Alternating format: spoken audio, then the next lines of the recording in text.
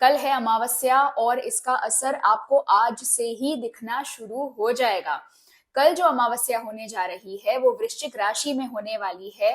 वृश्चिक राशि काल पुरुष कुंडली के नैसर्गिक 8वें भाव को दर्शाती है, जहां से रहस्यों को देखा जाता है, तंत्र मंत्र को देखा जाता है, बीमारियों को भी देखा जाता है। वृश्चिक राशि जल तत्व की राशि होती है। हमारा शरीर 70% जल से बना हुआ है। चंद्रमा हमारे मन के कारक होते हैं और फिलहाल वृश्चिक राशि की हालत बहुत ज्यादा खराब है।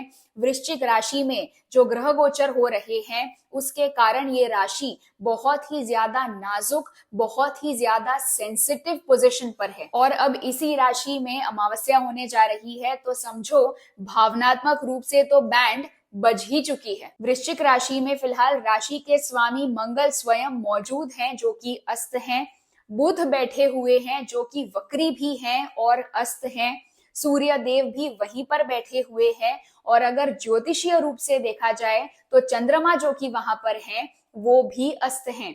और यहाँ पर वृश्चिक राशि में चंद्रमा नीच के भी हो जाते हैं, यानी चंद्रमा की हालत तो बहुत ही ज्यादा खराब है। मंगल एनर्जी यानी हमारे शरीर के अंदर की ऊर्जा के कारक होते हैं। बुध हमारी वाणी के कारक होते हैं, बुद्धि के कारक होते हैं। और चंद्रमा की हालत कमजोर होने के चलते हमारा मन बहुत ही ज्यादा कमजोर हो चुका है। हमारा मन संतुलित नहीं है। तो इस अमावस्या के प्रभाव के चलते आपको ऊर्जा की कमी महसूस हो सकती है। काम करने का मन नहीं करेगा क्योंकि एनर्जी भी नहीं है, मोटिवेशन भी नहीं है। लोगों के साथ मिसकम्युनिकेशन बढ़ सकता है, मिसअंडरस्टैंडिंग्स बढ़ सकती हैं। मतलब आपके मन में इतना कुछ चल रहा है और आपको उसे मजबूरन दबाना पड़ रहा है, जिसके कारण फ्रस्ट्रेशन बढ़ सकता है। हो सकता है कि इसकी वजह से आपको लोगों को मारने का भी मन करे। तो इस समय में दो चीजें तो अवश्य करनी है।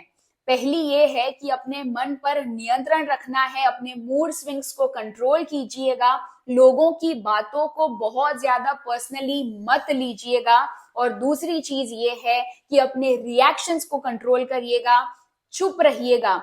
जितना ज्यादा आप चुप रहेंगे उतना ही आप झगड़ों को टाल पाएंगे, मिसकम्युनिकेशन को टाल पाएंगे। तो इस समय में अगर आपको अजीब महसूस हो रहा है, गुस्सा आ रहा है या फिर आप कोई विकट परिस्थिति में हैं, तो एक महत्वपूर्ण बात याद रखिएगा कि ये जो कुछ भी चल रहा है वो केवल कुछ दिनों के लिए है या फिर कुछ हफ्तों के लिए है, यानी इसका अंत निश्चित है।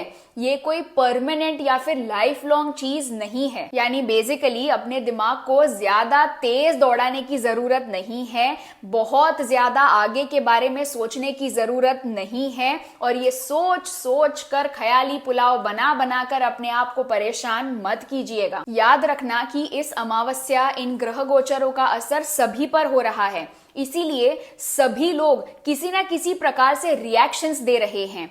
और खास तौर से जो जल तत्व की राशि वाले लोग हैं, जैसे कर्क, वृश्चिक और मीन, इनकी बातों को तो ज्यादा पर्सनली भी मत लीजिएगा, सीरियसली भी मत लीजिएगा। और इन राशि वाले लोगों को भी ध्यान रखना है कि उनके मूड के कारण या फिर उनके शब्दों के कारण अन्य लोगों को परेशानी ना हो। इसका एक और प्रभाव ये देखने को भी मिल सकता है कि क्योंकि शुक्र पर राहु की दृष्टि बनी हुई है, शुक्र अपनी ही राशि तुला में बैठे हुए हैं, तो शादीशुदा कपल्स के बीच मिसअंडरस्टैंडिंग्स और मिसकम्युनिकेशन बढ़ने की वजह से कोई तीसरा व्यक्ति रिश्ते में प्रवेश कर जाएगा। यानी दोनों में से कोई एक पार्टनर अन्य व्यक्ति से आकर्षित होकर के एकदम से शादी तोड़ने का भी निर्णय ले सकता है। वक्री गुरु की 5वीं दृष्टि वृश्चिक राशि पर बनी हुई है। मैंने आपसे कहा कि वृश्चिक राशि तंत्र मंत्र की कारक होती है और गुरु धर्म के कारक होते हैं। तो इस समय में आप जितना ज्यादा धार्मिक बने रहेंगे, जितना ज्यादा मंत्र जाप करेंगे,